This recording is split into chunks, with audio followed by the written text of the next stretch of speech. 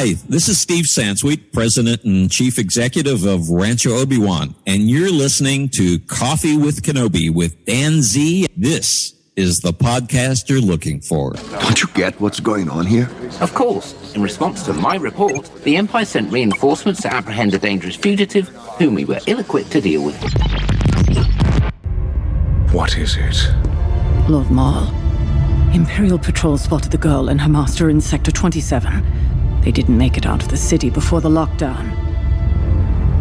How fortuitous.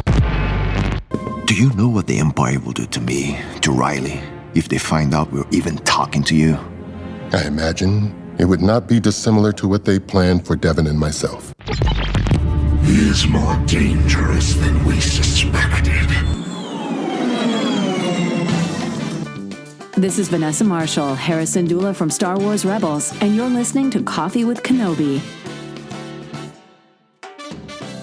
Hello, everyone, and welcome to Coffee with Kenobi, your family-friendly, spoiler-free Star Wars podcast, where intelligent conversation and a splash of humor bring fans together from across the galaxy.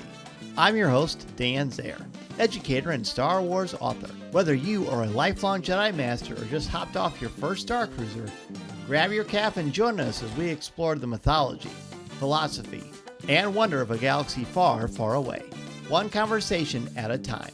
Coffee with Kenobi is more than a podcast, it's a community. Together we celebrate the people, stories, and experiences that make Star Wars so special, creating a space where fans can come together and share their voices. Thank you to the official travel partner of Coffee with Kenobi, MEI Travel and Mouse Fan Travel. Check out coffeewithkenobi.com/mousefantravel for a no-cost, no-obligation quote, and let them know Coffee with Kenobi and Dan Zayer sent you. On today's show, we have got the wonderful Dennis Keithley to talk about Chapters 5 and 6 of Maul Shadow Lord. So pull up a chair, grab your favorite mug, and let's have Coffee with Kenobi. It's time, friends, to talk about the 5th and 6th episodes of Season 1 of Maul Shadow Lord.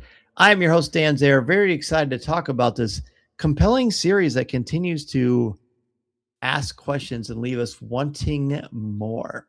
So my co-host for today, when you hear this guy talk, you always leave wanting more because he's got so many great insights on his amazing podcast Stardust with Jay Krebs. He is a longtime friend of the show and a good friend of mine and one of my favorite Bears fans, I got to say. Dennis Keithley. Dennis, welcome back to Coffee with Kenobi. Dan, it is so great to be back, and I'm really excited to talk some Star Wars with you. We've been talking Bears football for months and months, and yes, we're on the eve of the NFL draft practically. So it is fun to take a diversion back into the galaxy far, far away, especially with this great product that we have in Maul Shadow Lord.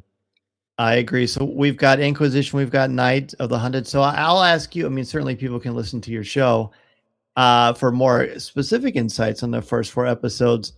But what would you say would be your overall opinion of the series, chapters 1 through 4, just to kind of catch us up? I've been blown away by this. This has been my favorite Star Wars thing for the past few years.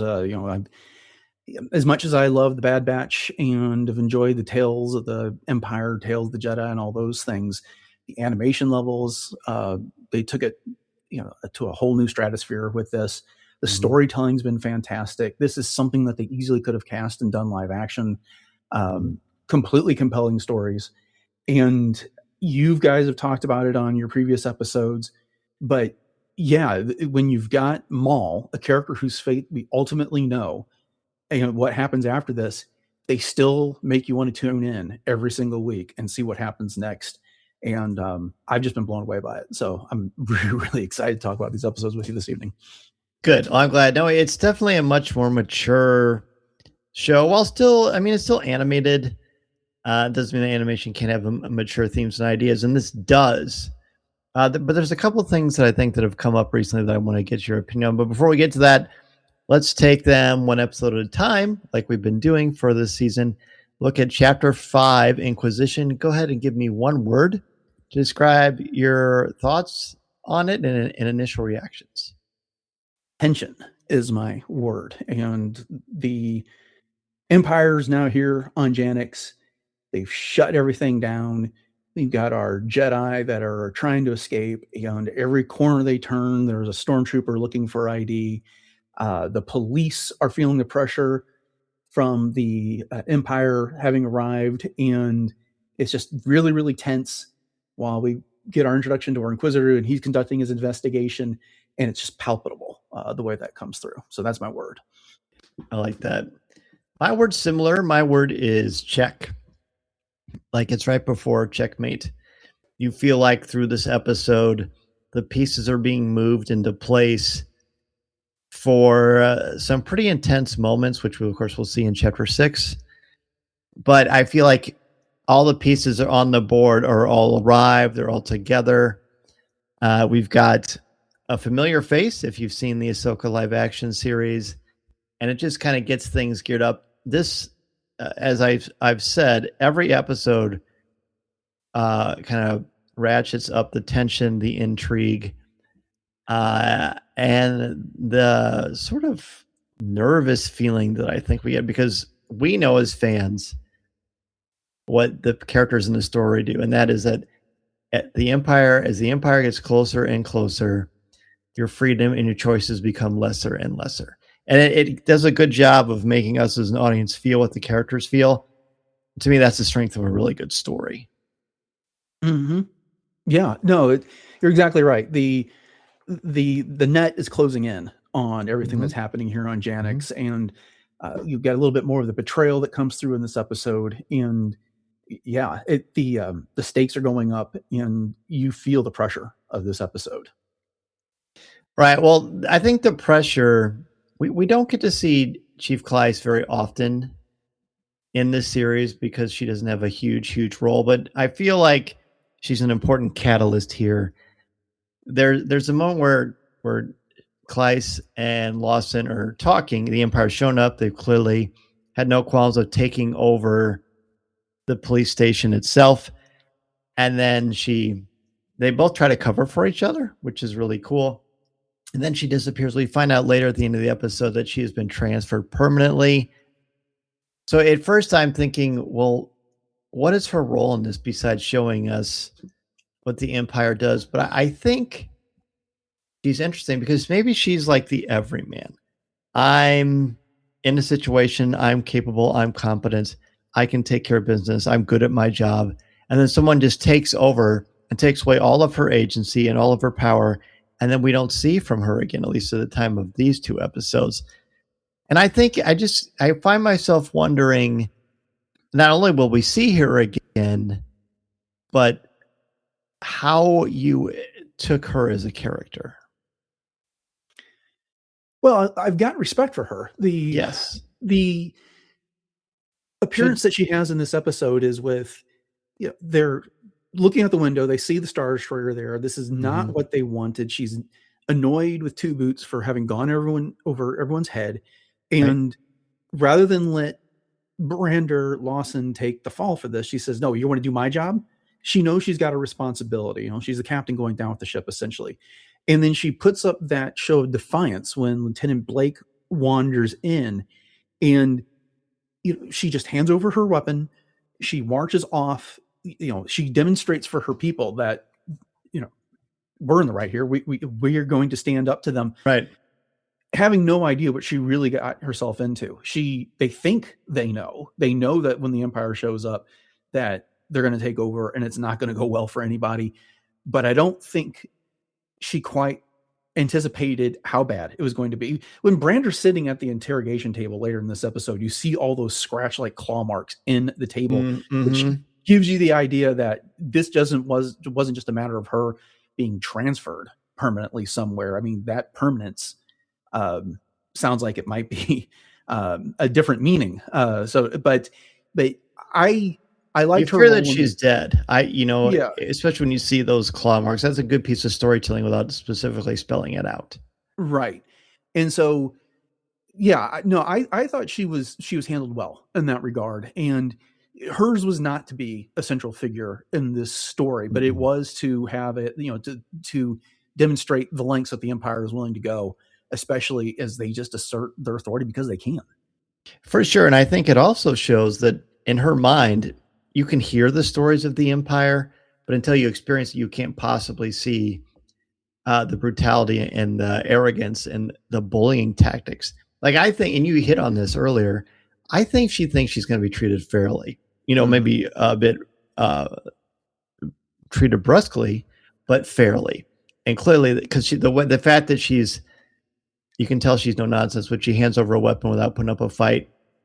She's going by the protocols to kind of demonstrate. And this whole episode really is about the presentation versus the reality, which leads me to Two Boots. Two Boots continues to be interesting. We talked a lot about him before. I know you're interested in Two Boots as well. But when Riley shows up at the station, I know I'm kind of jumping around a little bit. Two Boots, what is your opinion of how Two Boots treats Riley in his maybe overall understanding of what's going on? Is he a good actor, or is he still following his droid mentality? Well, he gets a rude awakening in the next episode we're going to talk about, I think. But he's got some naivety to him, which is, I've got these protocols. The police have protocols. I have a job to do, and procedures A, B, C, D. We tried A, that didn't work. We tried B, that didn't work. C demanded that we contact the Empire because there's been an individual identified. Sorry, it was a bit of a tongue twister. And he doesn't get why anybody else is upset by this decision. The Empire is in charge. The Empire says, if this guy shows up on your radar, you call us. And to him, he goes to these episodes thinking, oh, this is going to be wonderfully efficient, and everyone's going to be happy when the Empire takes care of this. We did what we were supposed to do. Let's pat each other's on the back. And Riley shows up, and they've got this relationship. And because Brander and Two Boots are such good friends, you guys talked about it. Two Boots shows up with coffee that he can't drink just so he can spend time with Brander in this situation. And so he goes way back with the Lawson family. And so, yeah, even though they've got a relationship, he still is going by the book and doesn't get what everyone else has been trying to tell him. It's not just about procedure. It's about everything else that comes with the Empire here. And when we get to the next episode, I want to revisit that point. But sure. Yeah, I mean, he just doesn't get it. It's that his program is telling him, this is what we're supposed to do. We did it. So what's the problem here? Lawson is the person that falls in the line of, this is what we do. This is how we do it. This is the order that we do it.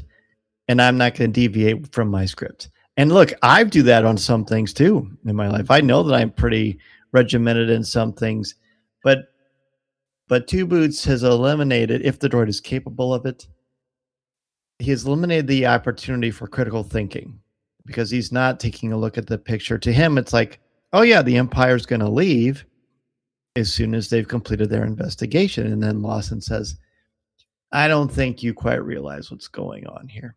Mm-hmm. And then there's the great moment where he gets brought into that interrogation room. As you mentioned, he looks down and he investigates. He sees those claw marks that are faint, but also distinct at the same time, which is a bit of a paradox, but I think it's very effective. It also shows this art. I mean, the animation in this is absolutely gorgeous. Part of it, I'm sure, is that they've, over time, you're able to elevate the medium because you're able to put money and time and experience into it. But boy, I want to talk about Lawson being interrogated, but this is just a stunningly beautiful series. Everything in the tunnels with the train platforms. It's really a beautiful show. I 100% agree. And I've been struggling to try and put into words for these past couple of weeks exactly what the quality of the animation is. And one of the ways I've been trying to describe it is that it's like they did mocap for every single one of these people, no matter what they were animating, not just a fight or anything like that, but the size, the drooping shoulders, the moments when you are lifting up the cup of calf and pondering over it. I don't want to say, this is going to sound harsh, but if you did that in Clone Wars or if you did that in Bad Batch, it was a little bit more wooden looking. It didn't look as natural. It looks it looks so human when they do it here without crossing into that uncanny valley type of a thing, down to the fights where they've experimented with camera angles. They give us the close-ups. They show us the expressions, that are lit only by the lightsabers frequently here. I know you and Craig talked about the lighting and how fantastic it is. And it really is a new level. And I think it benefits from being slightly hazy, using that. I agree. Not going with all those crisp edges all the time, and using those watercolor style backgrounds every time you get those wide, far shots of Janix with the clouds in the background and stuff like that. It helps really create that noir type atmosphere that they're going for. It's like it's equal parts noir and futuristic, as well as stylistic. Like that, it is. It's like I need to see what Corey thinks about the actual design too. But yeah, I agree. It's almost a character in and to itself, but it doesn't distract. It kind of adds to the paradoxical beauty of this universe, where there could be so many good things going on, but there's nothing sacred. There's nothing safe. It's just Maul, even though he's not really holding everyone prisoner, because he's very much a prisoner too, even though he probably wouldn't think of it that way. And of course, the two Jedi are prisoners, which we haven't even talked about yet. Anyway, there's so many places we could go, and I have to keep in mind that there's 2 episodes to talk about. The only thing I want to say about Lawson's interrogations is I love how he is not intimidated by Marok, and probably could be or should be, but this shows it's not an act. I mean, I'm sure he's scared on the inside, but it's easy for him to stay cool under pressure because because of his job, because he's worked. We learned in this episode, or maybe the next episode, that he worked sort of in the criminal underground himself before he was a lawman. He's keeping his son safe. And also they end up using the Tarkin plan, which is they're going to let him go so they can follow him, which is what they do and what Vader does, of course, in A New Hope. I just think it's a great scene to establish that even in the face of an Inquisitor, Lawson is as cool as the other side of the pillow. And I'm telling you, I've got to cosplay as him. He is so cool. I love him. I love him. His voice is amazing. I love the accent. As far as interrogations go, Star Wars has quite a history with those, going all the way back to New Hope with Darth Vader interrogating Leia about the location of the secret base and the plans and the like. The Force Awakens, Poe gets interrogated by Kylo Ren. Rey gets interrogated by Poe. And it's a really invasive, brutal, mind invasion type of thing. And I'm thinking back to the 2nd season of Andor, where Dedra Meero gets interrogated by Krennic. And that moment when he comes up behind her and puts his finger right on the top of her head and she starts to freak out. By comparison, everyone else has always tried to maintain control. Lawson does maintain control. In this episode here, Marok comes out of the dark and puts his hands on his shoulders. I would have jumped out of my skin. He doesn't even flinch. He doesn't even flinch. And when it's all over, he screams for calf. Can I at least get a cup of calf? And then goes out to his desk and picks up a cold cup of calf. And then his next thing, you see him driving home, drinking more calf. And then he gets home and gets another. And in 2 minutes, he goes through 4 cups of calf. So I guess he's just wired on caffeine. But he must be in the refresher all the time.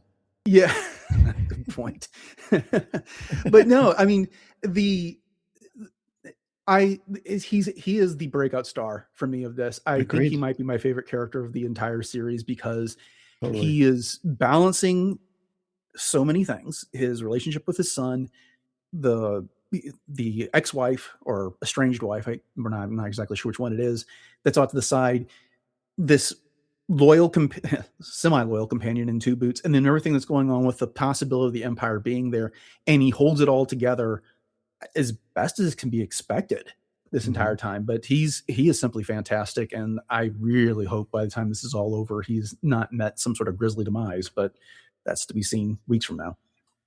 He's definitely a breakout star. Well, we probably need to move on to the next one, but we haven't talked at all about Devin.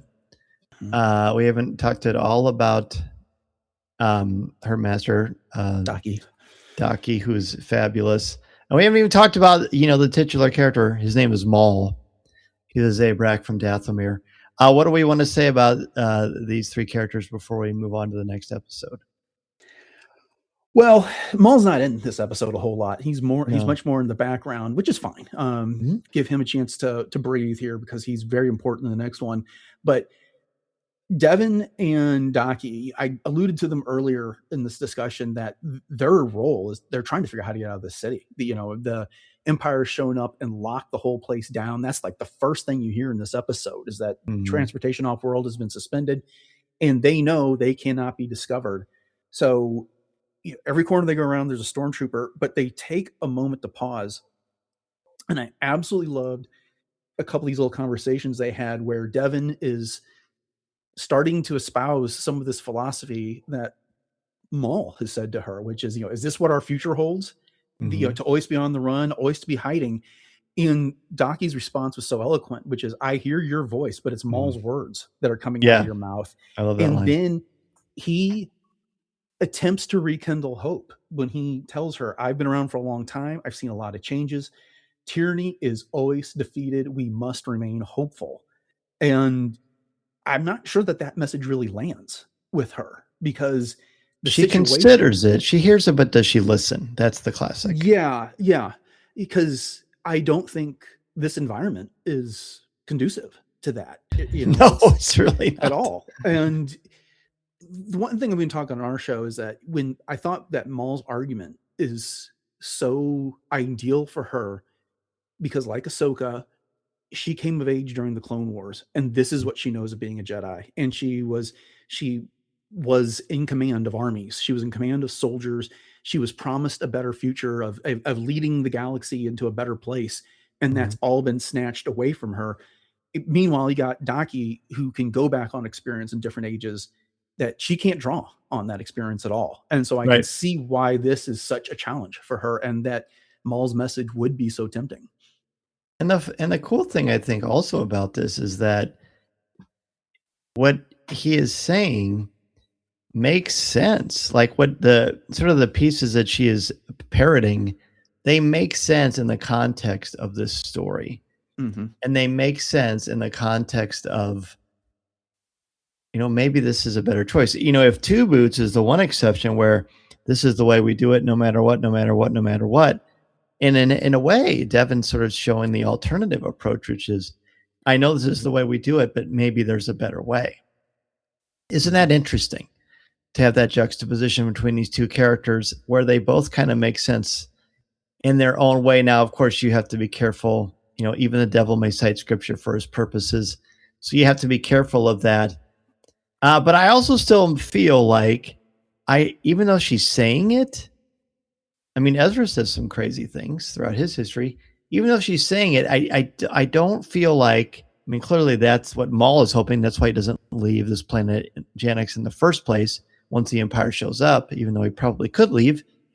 I feel like there's some interesting push and pull there, but it doesn't seem like she's legitimately, it's even on her radar to become a part of his world.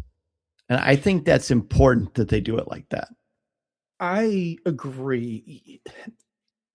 And it's hard to talk about this. I'll get into the next episode, but with her, it's about, okay, so she's made the argument in previous episodes. I'm trying to keep what happened in which episode straight. These two are so similar. They are. Well, at the end of this is when the two of them are discovered in Lawson's house. There's been no fight with the Inquisitor yet. But, she's wanted to stay behind and not leave the city because they could deal with Maul. And that's something that she thinks the Jedi should do. Similarly, in the previous episodes, there was this notion that maybe it is our job to get rid of Palpatine and take care of this empire. But Daki's response to that is that the galaxy no longer looks at us as the defenders of peace and justice or the like there. And so I don't think she consciously has any motive that I'm going to subjugate the galaxy. I'm going to get into these dark designs that Maul has. But she, as much as Maul's looking at her as a weapon, I think she's also kind of seeing him as a means to an end, which is to reclaim what they had before the rise of the Empire. For sure. For sure. All right. Well, then let's give this one a letter grade and any last minute thoughts on it as we go on to the 6th episode. So what is your letter grade for Inquisition? That's an A. It's a solid A for me. I was on the edge of my seat. I absolutely loved the conclusion of this when Lawson got home and found two Jedi talking to his son, and his son had no idea who they were. And just of course, that's what Jedi would do type of moment. And, the moment Docky said, well, we've got one place we might be able to go, it had to be this. And so it was almost a punchline to a really, really good joke. And I like the way that worked out. I like that. I'm actually going to give it an A+. I feel like I love the setup. I love the very sleek, subtle character moments that help establish kind of each character's motivation, especially Lawson, especially Devin. I just think it's pretty rich. Two Boots is interesting. We didn't even talk about the fact that he shoves Riley to get out of the station. And the more I think about it, it's probably to keep him safe. And to also show that he's tough, but he doesn't really show that that's what he's thinking. It looks like he is very much drinking the Imperial Kool-Aid. So we'll see how that turns out. But I think it's just so intriguing. I love a good setup. I absolutely love a good setup. And again, another excellent cliffhanger on this one. Well, speaking of cliffhangers, let's talk about Night of the Hunted. Dennis, give me your sort of one word on Night of the Hunted and initial reactions to it.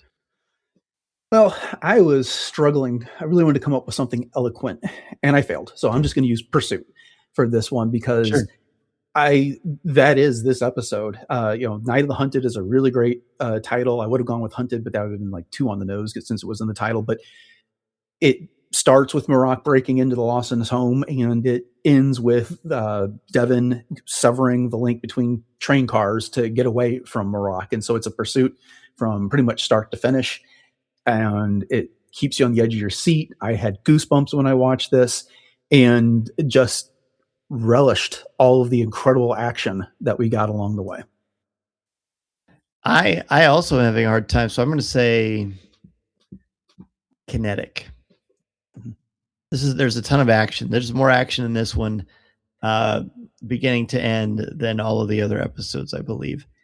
And we get to see an epic duel where Maul and Devin team up against Marok, and it's very exciting.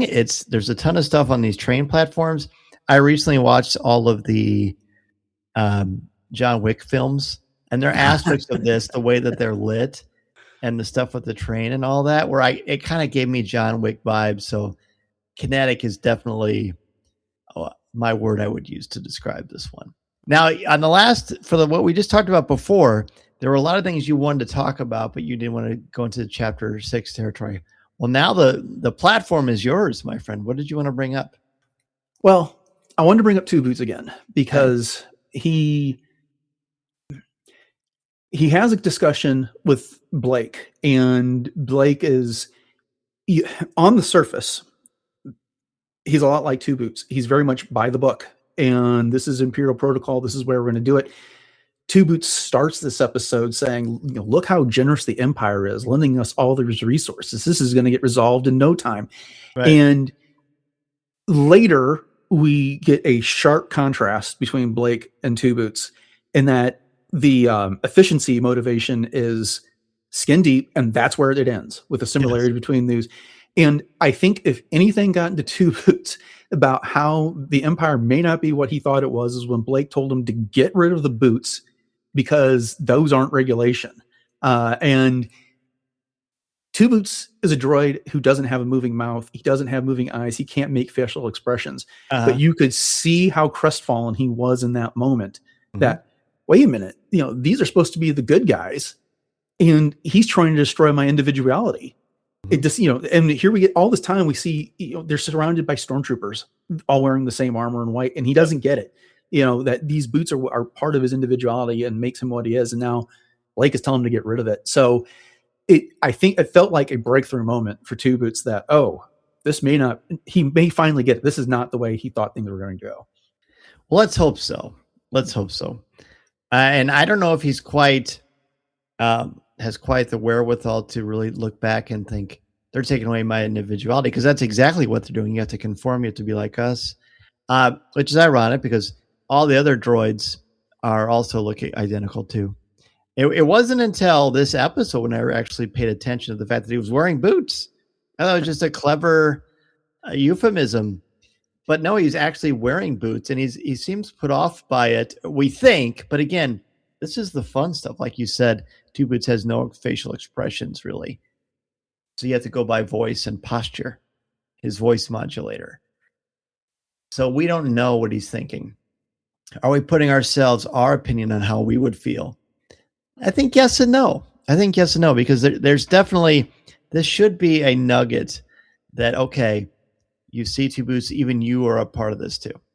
And the way that they treat him like he's, well, a droid instead of a person that you can have caf with, even though you have no need for caffeine or drinking, I think is really, really fascinating. I like at the beginning of this how Daki gives his full name, including the fact that he's a Jedi Master. I don't think that had come out yet. Am I right about that? I mean, I knew he was, but I can't remember if it had ever been said. In the Right. series I mean, not. you could be a Jedi Knight in train. I mean, Anakin did it, but it's more rare, I guess. And so that's interesting. I think that's cool. I would love. Daki is also a breakout character just for the design alone.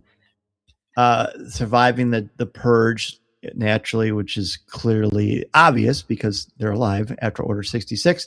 But we get this great fight sequence where I get the whole kinetic idea. And Marok is hard because we saw Ahsoka take Marok out pretty easily. Pretty easily, but Ahsoka is a whole other level of elite. But it's fun for me to see Marok throughout this whole episode kind of take on the T-1000 persona or the shark from Jaws, or insert any cool predator here, where they just keep on coming. Once Maul shows up, it's clear that the scales are not as balanced, but I still think the intrigue and the look of Marok, especially for people who haven't seen Ahsoka, really brings the kind of the creepy Imperial factor to another level, and that's when you've got Maul on the same show. Mm-hmm. These two episodes did so much for Marok because, like Maul, when we first introduced to him in the Phantom Menace, he's really the Emperor's attack dog in that situation. Yep. And when we get Marok in Ahsoka, he doesn't talk, and all he does is chase after them. And as you just said, he doesn't really stand up well when it's all said and done, and he's not super impressive. We get to see him as an investigator. We get to see him use the Force. We get to see him pursue intelligently his prey in this. And then he fights really, really competently against Maul and Devin. So in close quarters. Well, that's the Jedi, actually, not there. Yeah. Yeah, but it on the back of the train and in the through the apartment and everywhere else, he really brings it. And he seemed, like I said, this did a whole lot for him. I kind of wish we could have had this before we got to see him in Ahsoka, because that would have made that appearance so much more impressive. I agree. Yeah. And it could be, already know, again, speaking of people whose fate we know, we already know what happens to Marok. Right. When he gets killed, he just kind of turns into this green mystical ether and just sort of dissipates. But I really also, we didn't talk about this yet. I love the beginning of this. The beginning of the sequence, Maul comes out, he turns on his lightsaber, and at first you might be thinking, at least I did, is he fighting? And we just didn't see it happen. Is he about to fight the Inquisitor? Where's the setup? Maybe they're going to go backwards. But no, this is just him doing forms. Talking to a guy who's got a martial arts family, that had to make you happy. Oh, yeah. Yeah. Again, when we talk about Maul, as I was saying a moment ago, when we got interested in him, he was the Emperor's attack dog. Go get the Jedi, sick him. And he gets, a handful of lines in all the Phantom Menace. Yep. And then as he was reintroduced to Star Wars through the Clone Wars, his personality has been developed. He's had plans, but he's getting refined in this series in a way that we hadn't seen before. The tea service that we got to see a couple episodes ago when he was talking to Devin. Yes. And now here he is in a meditative state, going through the forms. And, you could see him practicing his steps, practicing his breathing. And, he's not really annoyed when Rook comes in there and interrupts what he's doing, but it is an interruption. And it just is I just like how they're making this character more refined. And I feel like Sam Witwer had a lot to do with this development from what I've heard in interviews. And it's very, very welcome. It adds another dimension to Maul. and does more than make him just I want to get my position back as the heir of the galaxy. In this show, he's thoughtful, and he works on improving himself through these types of things. I interesting in your perspective too, and this is why these conversations are so much fun. And so I thought he was very annoyed with Rook, but he, as you said, and I hadn't caught that the first time, he practices some deep breathing to try to relax and gain control of his temper, because really he's just a heartbeat away from being a rabid dog. And we see it in Rebels. We see it in a lot of stuff with Maul. But here he's clearly he feels a little bit more empowered. He has an army, albeit a very small one compared to what he had during the Clone Wars. And he gets annoyed with Rook at another time as well. Played spectacularly, but of course by Vanessa Marshall. So that's pretty fun. I think, by the way, Rook's animation is the only thing that throws me off. Her face looks the most like an old marionette as opposed to the other characters in the show. But not that really matters. It's just a personal opinion of mine. But I like it because I think we need to see them all disciplined. I think we need to see them all formation instead of, hey, I'm always on fire. I'm always ready to kick some butt. I like that it shows he has he has a way of handling himself, of channeling his power, of preparing for the next phase, not only mentally, but physically. And it's cool. Like it just makes him more authentic as a martial artist, even though this is obviously Star Wars and the Sith, things of that nature. But I don't know. It kind of adds a neat perspective because we don't really see Sith practicing ever in anything. Mm-hmm. Yeah. And he's patient in this episode, which you don't expect. Right. And he's not just pacing in his hideout, twiddling his thumbs and twirling his non-existent mustache like any other good villain would. Right. He's biding his time. He gets updates from Rook and from Spybot about this is where the Jedi are. Oh, did you know there was an Inquisitor that just infiltrated your old hideout that you had a big fight in a moment ago? And even when his number 2, Rook Cast, is saying, well, we got to get out of here. It's time to move to a new world. He won't do it because he sees value in Devon, and he's willing to wait that out, even with the oppression of the Empire hanging over him. And to the point where I'm trying to figure out Rook Cast in this. She seems like a very loyal consigliere to Maul in this. And so she's balancing that with the other Mandalorians who are in mercenary mode, which is big time. Yeah, we're willing to do this as long as the credits are flowing, and the credits aren't flowing right now. And then she smacks them down, so to speak, puts them in their place. Right.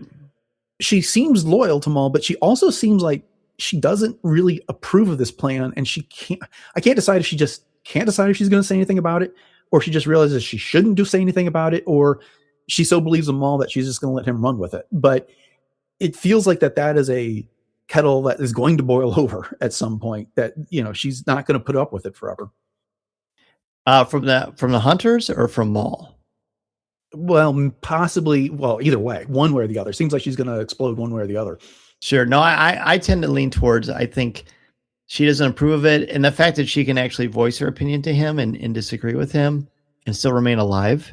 Like a lot of the stuff we see in these episodes, where they ask and talk back, like Ludi, when Ludi asks, am I a prisoner? I already took care of stuff. But like a lot of people get away with stuff towards Maul, and he just responds with this like charming savagery, and it works. So I just think she's loyal, but I also think they're clearly building another subplot with these Mandalorians. As you said, they want the credits to flow. They're not flowing. They're not all like Din Djarin, post his adventures with Moff Gideon. So that's another fascinating element, because remember, before the Mandalorian, this is kind of our gateway into Mandalorian culture, everything with the Clone Wars and then later with Rebels. So it's fun to see that side of things, kind of the refugees from Death Watch that are still around. Yeah. I'm trying to think. Yeah. Go ahead. No, It was. I'm glad you said that, because I do remember thinking, I was like, well, this is kind of a wake up call, because we've been so used to the Children of the Watch that are all about the honor bound to do things. The fact that they sacrificed their entire covert to protect Din Djarin and the child in the third episode of The Mandalorian, and then they, you got to redeem yourself by go bathing in the living waters of the mines of Mandalore, and all these type of things. And these guys are like, yeah, that's all great. Where's the money? And so it was kind of that cold water being thrown in the face. By comparison. Right. The only, speaking of cold water, actually, there's no transition at all. I just thought it would be fun to say. Soul, we haven't talked about Soul at all, but this is where we get a lot of the background information. There's certainly some references, especially by Riley, that he suspects they may have or have had an affair before, which could also explain possibly the rift. We do get to see Riley talking to his mother in the last episode, which we didn't really talk about, where she's with the Empire. She tells, tell your dad and you should just comply with what they say. It's going to be fine. No worries, because people still believe in the Empire for whatever reason, because it's hard to look at the picture when you're inside the frame, right? So Soul tells us a lot about her. We learn about her through Lawson's description of her. She tries to keep them safe. She owns this casino, which looks a lot like Canto Bight meets Vegas, which Canto Bight is Space Vegas, I suppose. And this scenery, in addition to the platforms, it all just reminds me of Galaxy's Edge and the Halcyon. And it's so beautiful how they all interact with one another. Of course, Doug Chiang has a big part to do with that. But Soul, I think, is cool because sometimes when you get like the criminal underbelly of Star Wars, sometimes they just feel all like the same character with just different bodies. Soul seems like a little bit different. Again, it's a very small sample size, but the fact that she wants to help, that she's willing to fight to keep Lawson and his friends safe, including Jedi, which of course could be the end of her. I think that speaks volumes about her. Yeah, and when I considered this episode, the previous interaction we had with this character was what Tubu's called a deviant contact. And, Lawson kind of retorted just like, don't you worry about my deviant contacts. And so we learned that she has this past as a bounty hunter, and she and Lawson ended up in some entanglement, and he's the reason she's alive and she's the reason he's alive. Right. I thought prior to this episode that she was still part of this underworld and that she was doing nefarious, seedy things. She made a comment about, I'm just glad I never made a deal with Maul. I've got a bit more of an impression from this that while she has some underworld contacts, it feels like she's a bit more on the up and up with the casino. Sure. And the other thing I appreciated about her was they're walking up there because they need to figure out a way to get off world. And Docky is talking to Lawson, and he's like, you know anyone that might be able to help us? And he's like, yeah. And she's not going to like it, but she doesn't say no. When he wanders in there, he says, we need, I can't remember exactly what the conversation is, but she's like, what did you get yourself into? And what is it you need? And then she's like, I'll see what I can do. It's not you. She doesn't say you owe me. She doesn't say you're going to, there's going to be payback for this. She doesn't say no. She's just that type of an associate, which she's willing to drop everything and help, which I think speaks volumes for her, because we've been talking about Lawson's character, which is sterling as far as we know from everything we've seen. And she's, that's who she counts amongst her associates. And, we're frequently all judged by our friends. So it's true. It's true. Yes. Oh gosh. It's hard to, here's what I will say. She doesn't fall into the archetype, as we mentioned, of typical gangsters. And if this were Dungeons and Dragons, she'd probably be more of a neutral good character or something like that, perhaps. Because, she does appear to have some sort of sense of scruples, or at least she has loyalty to Lawson. Put her life on the line. So that's interesting. And then we get a killer cliffhanger again, where Merrick is talking to a figure on hologram that's hooded and reporting basically, yes, I've confirmed Maul is here. I think he says something along the lines of, I need help, right? Or we need reinforcements or something like that. And then when it's over, there's like a small pause before you actually get credits. And you just think to yourself, what a great cliffhanger, because who is that character? Very exciting. Very exciting. Yeah, I know you don't do a lot of speculation, but I've thought about it quite a bit. And there's 3 possibilities that stand out to me. There's the Grand Inquisitor, because that is the boss of the Inquisitors. Sure. But he uses the word "my lord." And it seems to me that there's 2 people that applies to the most. That would either be the Emperor or Darth Vader. Okay. That's all I can say. But Darth Vader was in charge of the Inquisitors. So it would make sense on some level with him. But again, the Emperor has a direct tie to Maul. So I can make a case for all 3 of those. Whether they're all right, I don't know. But I'm excited to find out. I am too. I'm excited to see people's reactions to it, for sure. All right, well then let's go ahead and give a letter grade for Night of the Hunted, and any last minute things you'd like to bring up about the episode. Okay, I don't do this often because I like to reserve this, but I'm giving this one an A+.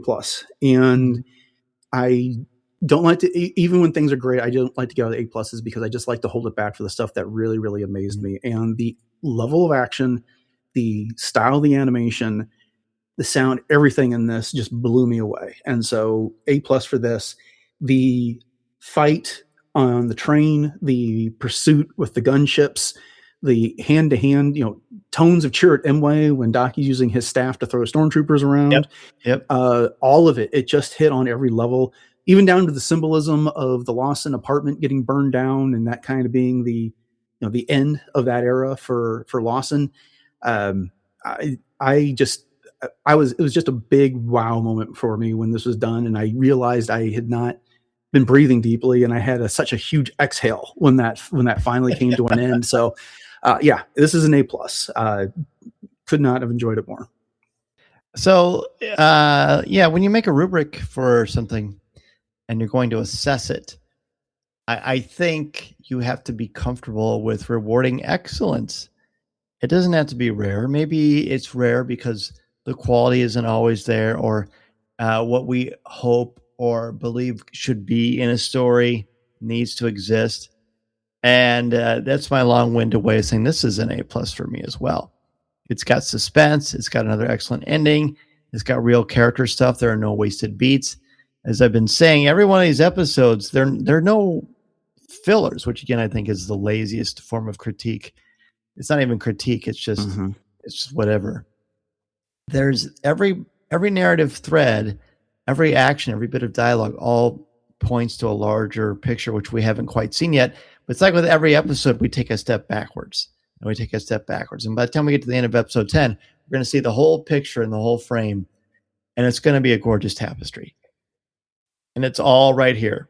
The fact that they can finally have a huge action episode, but still have character moments and still make us concerned. Plus, I think the Devin Riley team up is pretty cool because she is the one trying to keep him safe as opposed to the stereotypical other way around.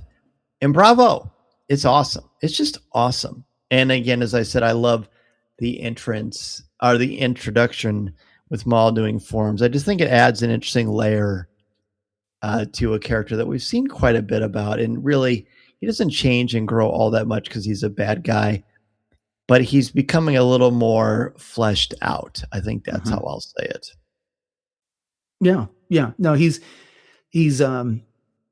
someone who's you can have conversations that he's worthy of on a level that we weren't able to have before, because he was so much about, I'm angry, I want to kill Kenobi, and I want to take my spot back in the galaxy. And now he's displaying other personality traits, which is important for a character.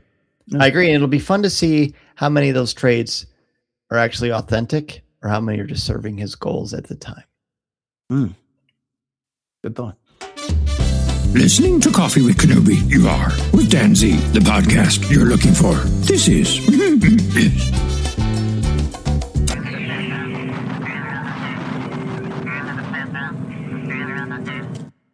So, speaking of authentic, there's nothing more authentic than Dennis Keithley. You were such an awesome guy to have as a friend and a great person to talk Star Wars with.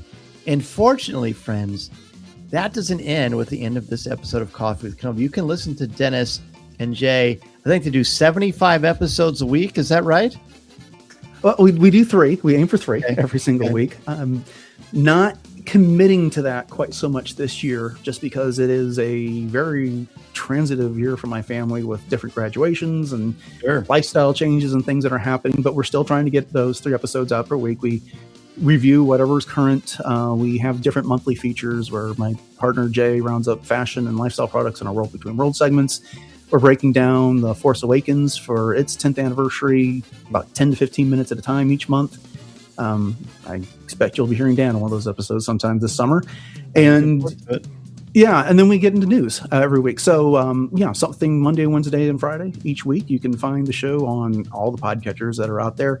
And we are on Facebook and Instagram at Podcast Stardust. Be sure to follow along and to Podcast Stardust, subscribe, follow, all the things on all the platforms. So Dennis, thank you again so much for coming back on Coffee with Kenobi. It was my pleasure. Thanks. Just like that, our journey through the galaxy for today has come to a close. Thanks for listening to and supporting Coffee with Kenobi, where fans can come together to think, learn, and discuss this galaxy we all love. I really appreciate you spending part of your day with me. It means a lot, and it's great to know I have a Star Wars community that I can share my thoughts with. Hopefully you feel that way here as well. A special thank you to Dennis Keithley for joining me to talk about the episode. Be sure to listen to his podcast with Jay Krebs, Podcast Stardust, wherever you listen to your podcasts. And a huge thank you to the official travel partner of CWK, MEI Travel and Mouse Fan Travel. Looking to plan your next magical vacation to Walt Disney World, Disneyland, or even a Disney cruise? Want to explore Galaxy's Edge or attend Star Wars Celebration? Becky Mankin and her team will get you there with a no-cost, no-obligation quote and the kind of peace of mind we all appreciate. Learn more at coffeewithkenobi.com/mousefantravel. If you enjoyed today's conversation, be sure to subscribe, leave a review, and share the show with your fellow Star Wars friends. You can find us on social media or visit coffeewithkenobi.com for articles, merchandise, and more ways to connect. Until next time, I'm Dan Zaire, and this is the podcast you're looking for. For all things Star Wars, news, reviews, videos, and more, head to our home base, coffeewithkenobi.com. Don't forget to join the CWK Cafe on Facebook at coffeewithkenobi.com/community, our family-friendly, spoiler-free group for all your Star Wars thoughts, comments, and conversation. This podcast is possible thanks to the incredible support of the CWK Alliance. Want to help keep the show brewing?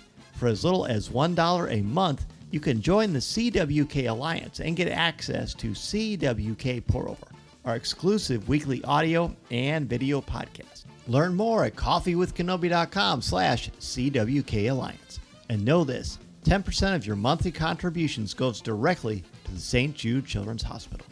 Want to connect? You can email me at danz@coffeewithkenobi.com. Follow me on X at Mr. Zaire, MRZEHR, Instagram, Threads, at DanZareCWK, and Blue Sky. I'm also on LinkedIn. You can follow Coffee with Kenobi across social media on X, Instagram, Threads, Pinterest, and Blue Sky, and give us a like on Facebook at facebook.com/coffeewithkenobi.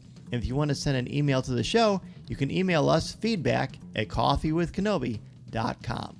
Be sure to subscribe to our YouTube channel, where you'll find over 700 videos, including past live shows, events, and this podcast. Please take a moment to rate and review the show on Apple Podcasts and Spotify. It really helps more Star Wars fans find our little corner of the galaxy. Do you need a speaker for your next event? Visit danzmedia.com. I love to discuss mythology, leadership, storytelling, or create something tailored to your audience. And finally, grab your CWK gear at coffeewithkenobi.com/shop and show your support in style.